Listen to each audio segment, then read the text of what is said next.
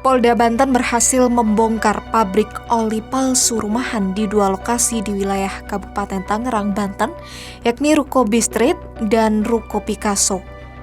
Dari penggerebekan itu, polisi mengamankan 2 orang tersangka, yakni berinisial HB selaku pemodal dan HW selaku penanggung jawab lapangan.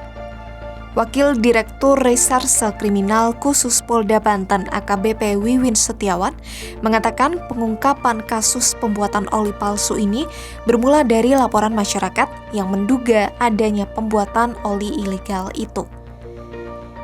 Berkat laporan itu, polisi menemukan beberapa peralatan produksi oli dari berbagai merek. Wiwin mengatakan kedua tersangka bekerja sama memproduksi oli palsu sejak awal tahun 2024. Mereka membeli oli dari sebuah perusahaan untuk kemudian diolah kembali di lokasi produksi mereka dan dikemas ulang dengan membuat merek oli yang beredar di pasaran. Dalam sehari, tersangka dapat memproduksi 2.400 botol oli berbagai merek dengan omset 57 juta rupiah. Oleh tersangka, oli palsu itu kemudian dijual atau diedarkan ke wilayah Banten, Jawa Barat, hingga Kalimantan dengan harga Rp24.000 per botolnya, hingga mendapat omset kotor 5,2 miliar rupiah. Sehingga kalau dikalikan mereka satu botol itu dengan harga diperjualbelikan sebesar 24.000, mereka dalam sehari itu bisa menghasilkan kurang lebih 57 juta.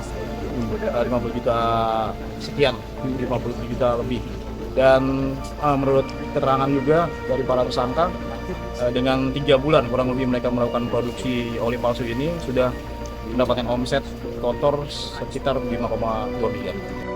Atas perbuatan ini, kedua tersangka dijerat pasal 62 ayat 1 jangto pasal 8 ayat 1 huruf A dan atau huruf D dan atau pasal 9 ayat 1 huruf D UU nomor 8 tahun 1999 tentang perlindungan konsumen.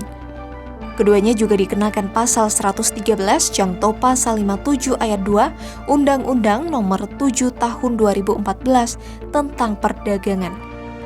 Kemudian pasal 120 jangto pasal 53 ayat 1 Undang-Undang nomor 3 tahun 2014 tentang perindustrian jangto pasal 55 KUHP.